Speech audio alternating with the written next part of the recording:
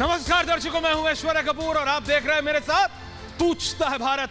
शुरुआत ऐश्वर्या के एजेंडा से, और ऐश्वर्या के एजेंडा में वही बात जो मैंने उस दिन कही थी, जिस दिन आपको याद है, अरे कुछ समय पहले की बात है, ये सारे विपक्षी दल एक साथ एक झुंड में, एक साथ एक गुट में आके खड़े हुए और कहा मानो कि जैसे इनको कोई आकाशवाणी हुई है और इन्होंने सोचा कि अगर प्रधानमंत्री नरेंद्र मोदी, गृह मंत्री अमित शाह और जगत प्रकाश नड्डा की भारतीय जनता पार्टी को हराना है तो इन सबको साथ आना पड़ेगा और उसमें यूपीए का नाम बदलना पड़ेगा, क्योंकि यूपीए का मतलब तो करप्शन है। तो इन्होंने, हाँ ये मैं मानता, एक सक्सेसफुल पीआर एक्सरसाइज के तहत अपने विपक्षी गठबंधन का नाम रख दिया INDIA, इंडिया, देश के नाम पे, भारत के नाम पे, और फिर कहने लगे अब तो मोदी वर्सेस इंडिया होगा, अब तो मोदी वर्सेस INDIA होगा।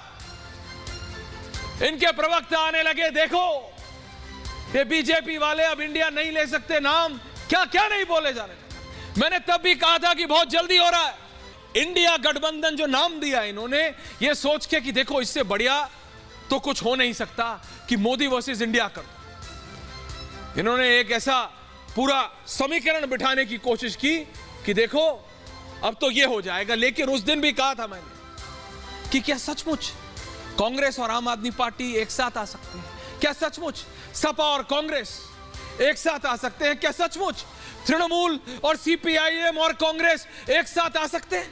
नहीं आ सकते। ये सीधी तस्वीरें मैं आपको 6 दीनदयाल उपाध्याय मार्ग से दिखा रहा हूं। बीजेपी के राष्ट्रीय अध्यक्ष जगत प्रकाश नड्डा और प्रधानमंत्री नरेंद्र मोदी बैठक के लिए पहुंचते हुए, गृह मंत्री अमित शाह भी वहां पे मौजूद, राष्ट्रीय अध्यक्ष प्रधानमंत्री का स्वागत करते हुए बीजेपी के हेडक्वार्टर्स में। लेकिन महत्वपूर्ण बात यह है कि इसी तिकड़ी को टक्कर देने के लिए ये पूरा विपक्ष गर्मा जाते हैं दोबारा ग्राफिक्स और विजुअल्स पे। किस तरीके से इन्होंने ये INDIA इंडिया बनाया। लेकिन उस दिन भी मैंने पूछा था तो अनुराग भदौरिया ने क्या कहा था, याद है आपको? अरे ऐश्वर्या चिंता मत करो, टकाटक टकाटक टकाटक 30 सेकंड में सब हो जाएगा। मैंने कहा था कैसे कांग्रेस और आम आदमी पार्टी दिल्ली में एक साथ आएंगे, पंजाब में एक साथ आएंगे?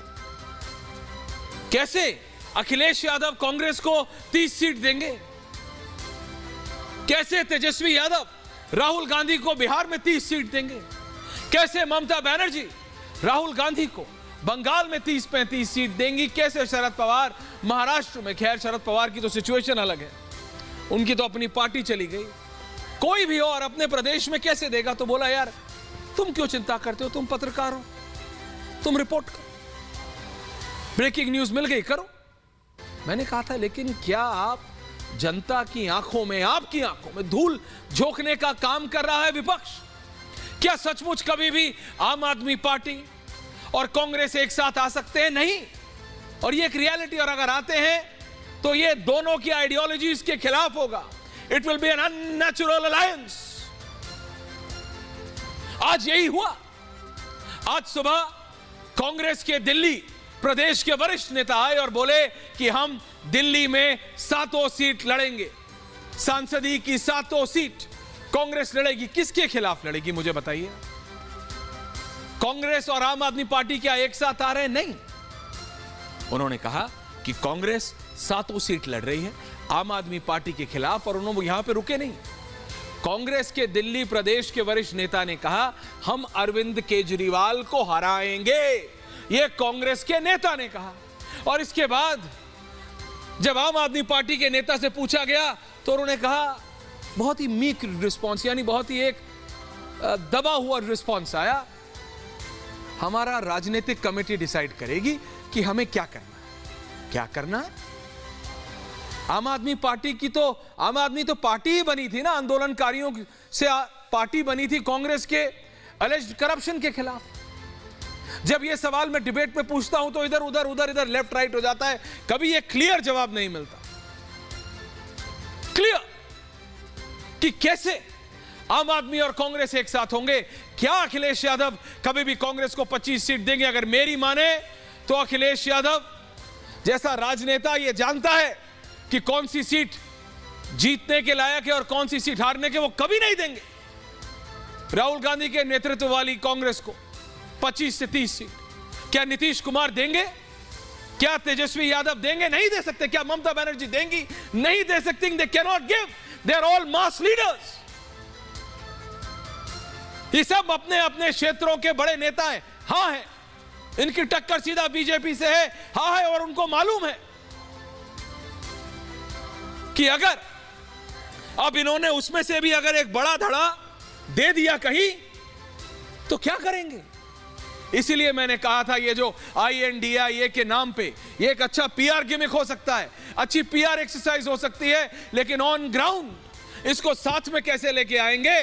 क्योंकि जब बात अभी मैं आपसे करूंगा अगले 1 से 1.5 मिनट के अंदर, मुझे बताया जा रहा है आम आदमी पार्टी के प्रवक्ता आने वाले थे डिबेट में।